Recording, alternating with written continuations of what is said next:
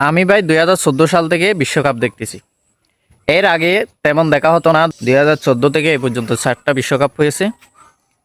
আমি একটা জিনিস বুঝলাম না ভাই, প্রতিটা বিশ্বকাপ খেলার পর মেসি বলে যে সে নেক্সট বিশ্বকাপ খেলবে না, কিন্তু যখন আবার বিশ্বকাপ চলে আসে সে আবার পোল্টি মারে যে আমি খেলবো।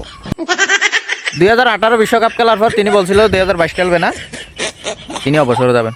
এই 2022 বিশ্বকাপ আসার পর তিনি আবার বলেছে হ্যাঁ আমি খেলবো।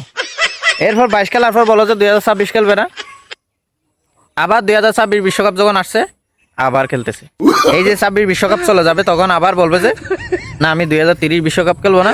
তখন 2030 বিশ্বকাপ আসবে, তখন আবার পল্লি মারবে যে হ্যাঁ আমি আবার 2030 বিশ্বকাপ খেলবো।